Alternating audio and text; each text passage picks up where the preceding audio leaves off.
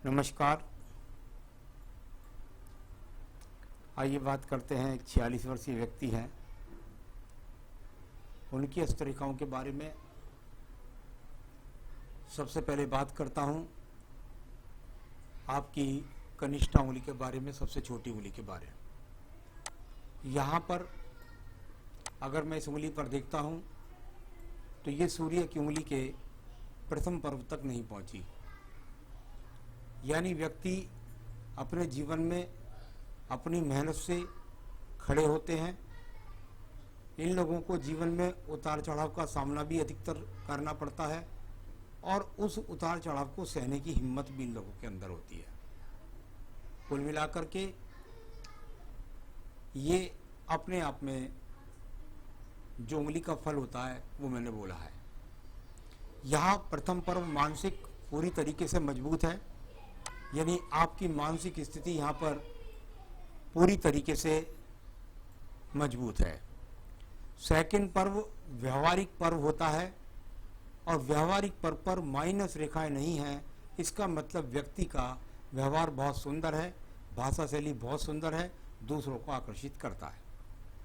तीसरे पर्व पर धन के आगमन की रेखाएं कहीं भी राहु रेखाओं से प्रभावित नहीं है, तो यानी धन का आगमन भी तीसरे पर्व से यहाँ पर पूरी तरीके से वर्तमान में अनुकूल है। अब बात करेंगे यहाँ पर आपकी सूर्य की उंगली के बारे में। प्रथम पर्व कोई माइनस रेखा नहीं, इसका मतलब आंखों के रोग नहीं, इसका मतलब एक्सीडेंट नहीं, इसका मतलब अग्निकांड नहीं, इसका मतलब बीपी नहीं। सेकंड पर्वत पर राज्य सरकार से संबंधित लाभ की रेखाएं नहीं हैं, यानी सामान्य पर्व है सूर्य का। सेकंड पर्व आपके जीवन के अंतर्गत न राज्य सरकार से दंडित है, न राज्य प्रकार से किसी प्रकार का बड़ा लाभ है। तीसरा पर्व व्यक्ति का सम्मान का पर्व होता है और सम्मान का पर्व भी आपका पूरी तरीके से यहाँ पर सही है। अपना इज्जत सम्मान समाज के अंदर आपने अच्छी तरीके से बनाया हुआ है वर्तमान में। आइए बात करता हूँ आपकी शनि की उंगली के प्रथम पर्व के बारे में। यहाँ से हम देखते हैं कि भाई आपके जीवन के अंदर थोड़ा सा टर्न लेकर के है, तो शनि की ढैया 7.5 पर जरा शनि देव की पूजा करते रहिएगा। यहाँ पर उंगली पर प्रथम पर्व पर किसी भी प्रकार के कोई स्थायी रोग नहीं है, कोई जोड़ों के दर्द के योग नहीं है, राजनीति की तरफ कोई विशेष व्यक्ति का लाभ नहीं है। यहाँ सेकंड पर्व की बात करता हूँ। अगर कर्ज रूपी रेखाएं आती हैं इस पर माइनस, तो व्यक्ति का पैसा डूबता भी है और व्यक्ति को कर्ज भी है। यहाँ ये पर्व इस क्राइसिस भरा हुआ है, यानी आने वाले समय में सावधानी के लिए मैं जरूर कहूंगा, किसी भी निर्णय शक्ति के लिए। तीसरा पर्व अगर मैं बात करता हूं तीसरे पर्व की, तो वो पर्व है आपका शनि का तीसरा पर्व। यदि इस पर्व की बात करें तो ये पर्व यहाँ पर जाना जाता है आर्थिक स्थितियों को मजबूत करने के लिए। यानी आर्थिक स्थिति, यानी आपकी आर्थिक स्थिति से आपके परिवार का संचालन आप कैसे करते हैं, आप करते हैं यहाँ पर वर्तमान में सही संचालन। बृहस्पति की उंगली का प्रथम पर्व, वहाँ से कोलेस्ट्रॉल, शुगर या आपका पेट खराब रहना या लीवर के या किडनी के रोग, ऐसा कुछ भी नहीं है। बृहस्पति का सेकंड पर्व पत्नी से सहयोग के लिए या पत्नी से लड़ाई झगड़े या कोर्ट कचहरी, ऐसा भी कोई संकेत आपके सेकंड पर्व पर नहीं है। तीसरे पर्व पर संतान से सुख सहयोग की पूरी रेखाएं मौजूद हैं। चलिए मैं बात करता हूं बुध पर्व के बारे में। हमारे विज्ञान में, हस्तरेखा विज्ञान में जो रेखाएं बुध पर्वत पर मिलनी चाहिए वो वर्तमान में है। यानी कि आपके वर्तमान में जो धन के आगमन हैं ये यहाँ पर ठीक बने हुए हैं। यदि इनको कोई भी जरा सी आड़ी रेखा काटेगी तो निश्चित रूप से आपके जीवन में धन के आगमन पर कोई ग्रहण लग जाएगा। अभी ऐसी स्थिति यहाँ पर कहीं भी नहीं है। सूर्य का पर्व आपके जीवन के अंदर संपर्व है।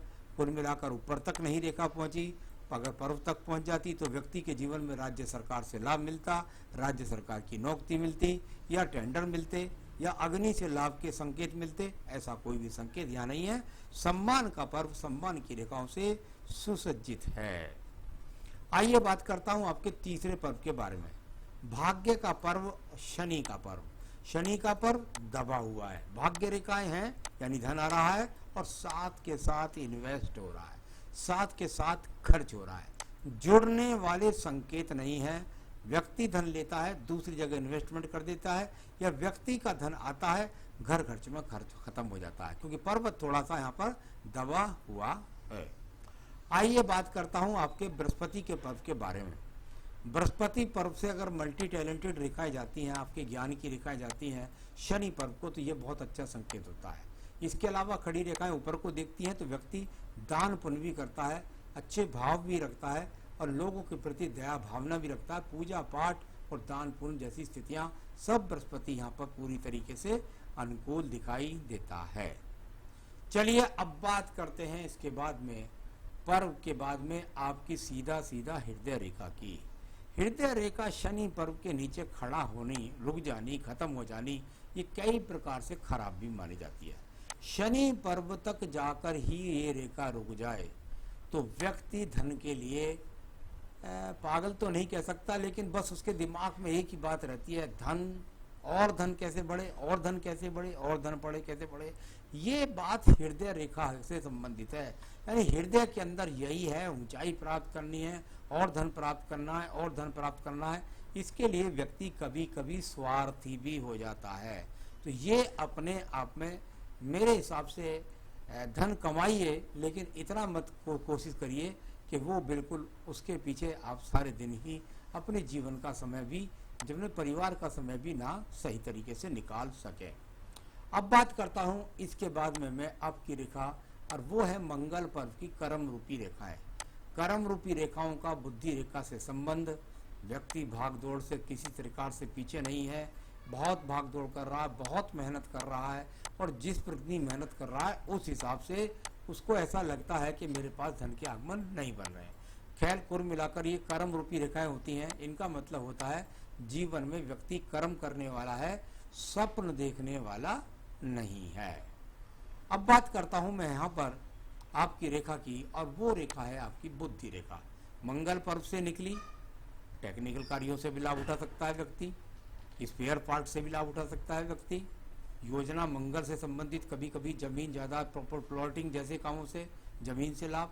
कुल मिलाकर टेक्निकल माइंड वाले व्यक्ति, उनके लिए, क्योंकि मंगल से रेखा निकल करके मंगल को ही जा रही है, यानी कि कुल मिलाकर टेक्निकल कार्यों के द्वारा कभी कभी ऐसे व्यक्ति अगर अपने जीवन में वकालत कर लेते हैं, इंजीनियरिंग कर लेते हैं, तो उस तरह का भी योग जाना जाता है। लेकिन कुल मिलाकर बुद्धि रेखा अच्छी है, मंगल से निकलकर मंगल तक जाती है, साहस व्यक्ति के अंदर है किसी भी तरह का रिस्क लेने का।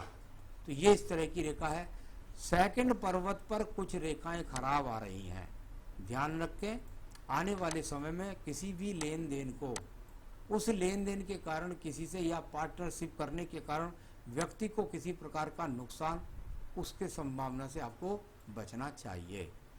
मैं बात करता हूं इसके बाद में आपकी रेखा के बाद में आपके चंद्र पर्वत के बारे में। चंद्र पर्वत पर एक्स के चिन्ह है, यानी कि कोई ना कोई गलती आपसे जल्द में होने वाली है, इस प्रकार का संकेत दिखलाने वाली ये एक्स रूपी रेखा है। यानी वह गलती आपके जीवन में आपको मानसिक डिप्रेशन का शिकार करा सकती है। ऐसे संकेत यहाँ पर बनने शुरू हो गए हैं, इनसे कृपया कर करके आप बच करके चलें।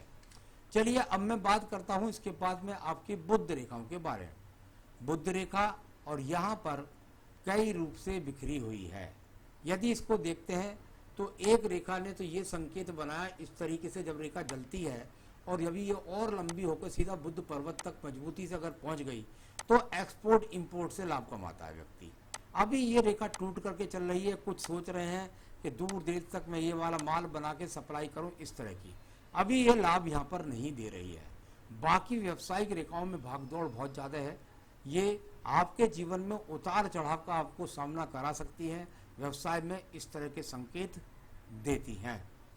यहाँ पर बात करूँगा मैं आपकी भाग्य रेखा के बारे में। भाग्य रेखा थोड़ी सी लहरदार होकर के चलती है, उतार चढ़ाव आएंगे, निकलेंगे, आगे पहुँचेंगे, दूर स्थान से जुड़ेंगे और फिर लाभ कमाएंगे, इस तरह का संकेत है। यानी जीवन में उतार चढ़ाव का व्यापार के अंदर सामना ऐसे लोगों का अधिकतर होते देखा गया है। लेकिन भाग्य रेखा लगातार चलती है, थोड़ा सा सूर्य से इन्वॉल्वमेंट बनाती है, यानी सप्लाई से आपके जीवन में कोई संबंध या राज्य सरकार को किसी प्रकार से कोई टेंडर से लाभ उठाने के संकेत। तो चलिए, भाग्य रेखा मेरे हिसाब से बिल्कुल मिलाकर अनुकूल है। इसमें क्या उतार चढ़ाव आने वाला है किस समय पर, ये मैं आपको बताने वाला हूँ। चलिए अब बात करते हैं इसके बाद शुक्र पर्व के बाद। जितना शुक्र पर्व चौड़ा उतना व्यक्ति की संसाधन की भूख ज्यादा। कुल मिलाकर ऐसे व्यक्ति अपने जीवन में संसाधन प्राप्त कर लेते हैं, लेकिन भूख को भी ज्यादा बढ़ाने वाली ये रेखा यहाँ पर है, यानी सामान्य नहीं, अधिक अधिक अधिक चाहिए। मंगल रेखा ये बहुत अच्छी रेखा है, जैसी भी समस्या है, लेकिन ये वो रेखा है जो आपको 57-56 वर्ष तक किसी भी समस्या में डाल सकती है। अगर आप डलेंगे तो उससे बाहर निकालने वाले संकेत भी यहाँ पर मौजूद हैं। तो ये तो सब यहाँ पर इस तरीके से मैंने सारे पर्वों को, सब रेखाओं को, उनको पढ़ पढ़ कर मैंने आपको बताने का प्रयास किया। अब बात करता हूँ मैं आपकी आयु रेखा के बारे में। मैंने अपने विज्ञान में पढ़ा है और देखा है कि जितना व्यक्ति का शुक्र पर्व चौड़ा उतनी व्यक्ति की आयु लंबी। यानी ये अगर और व्यक्तियों को 80 वर्ष की रेखा है तो ये रेखा आपके जीवन में 90 वर्ष की रेखा है। तो ये अपने आप में आयु रेखा यहाँ पर इस प्रकार से दिखाई देती है। तो ये सब हाथ की रेखाएं मैंने आपकी पढ़ी, उसके हिसाब से आपको बताया। संतान रेखाएं पत्नी के हाथ से ज़्यादा पता लगती हैं।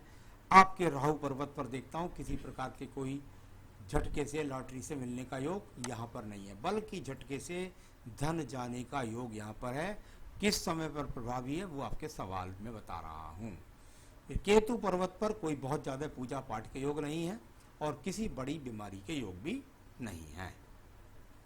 तो यहाँ सबसे पहले आपका सवाल है मुझसे, नया व्यापार करना चाहता हूँ, क्या करना चाहिए या नहीं करना चाहिए?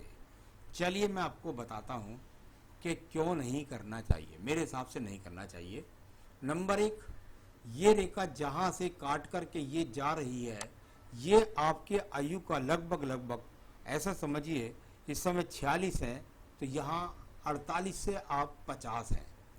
ये बुद्धि रेखा पर 48-50, यही 48-50 यहाँ आपकी हृदय रेखा पर 48-50 में कुछ स्क्रैचेस और एक डाउन रेखा 48-50 में आपकी आयु रेखा पर भी है। यानी बिल्कुल भी मैं नहीं कहूँगा कि आप नया व्यापार करें, क्योंकि आने वाले 2 से 3 साल, अभी 1-2 साल तो ठीक है, कोई दिक्कत नहीं है, लेकिन आने वाले 2 से 3 साल आपके जीवन में 48 से 50 या 47.5 से 50.5 ऐसे कहीं ना कहीं टिपिकल आने के संकेत मुझे हाथ में दिखाई पड़ते हैं। तो मेरे हिसाब से चंद्र पर्वत पर भी एक्स के चिन्ह थे, मंगल पर्वत पर भी किसी प्रकार के पैसे से संकट या किसी पार्टनरशिप से नुकसान के संकेत हैं। मेरे हिसाब से नया व्यापार आपको नहीं करना चाहिए।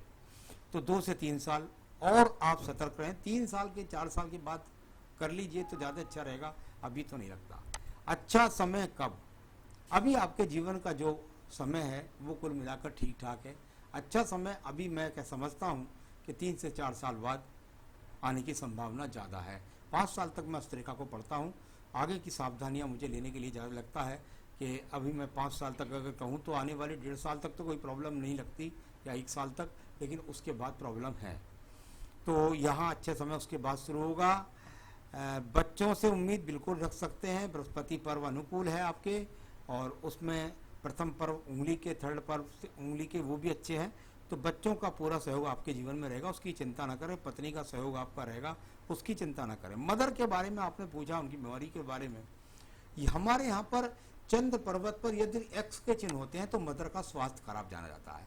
हालांकि ये सब बातें उनके हाथ से ज़्यादा अच्छी लगती हैं पता कि भाई उनका स्वास्थ्य कब तक ठीक होगा या ना होगा, लेकिन फिर भी मैं एक बात जरूर कहूँगा कि आप उनका ध्यान रखें। साथ ही साथ उनसे कहें वो देवी कवच दुर्गा सप्तशती का होता है, उसको ज़्यादा से ज़्यादा अपने जीवन में पढ़ा करें, और भगवान शिव के मंदिर में जाकर के उनकी पूजा अर्चना करा करें। तो अगर वो इतना करेंगी तो उनको काफ़ी कुछ लाभ मिलेगा। अगर वो मंदिर नहीं जा सकती हैं तो उनसे कहिए दुर्गा सप्तशती का देवी कवच पढ़ा करें। पढ़े नहीं तो कम से कम सुना जरूर करें। दिन में कई बार सुने तो बहुत उनको लाभ मिलेगा। तो ये आपके सवालों के जवाब। आप क्या पूजा पाठ करें जो आपको समस्या ना आए आने वाले जीवन में, या आप उससे बच करके निकल जाएं। मेरे हिसाब से रुद्राष्टकम और आदित्य हृदय स्रोत, ये दो पूजा आपको करनी चाहिए। रुद्राष्टकम और आदित्य हृदय स्रोत। मेरी तरफ से रत्न बनता है आपका फायर ओपल। यदि आपने बीच वाली उंगली में कोई पीतल पहना हुआ है या सोना पहना हुआ है तो ये गलत है यहाँ पर। तो चलिए, ये मेरे हिसाब से तो रत्न नहीं बनते, मेरे हिसाब से तो रत्न बनते हैं, और वो रत्न बनते हैं आपके यहाँ पर फायर ओपल, उस उंगली के अंदर। यदि आप चाहें तो मंगा सकते हैं, मैं आपके स्थान तक पहुँचा सकता हूँ। नमस्कार।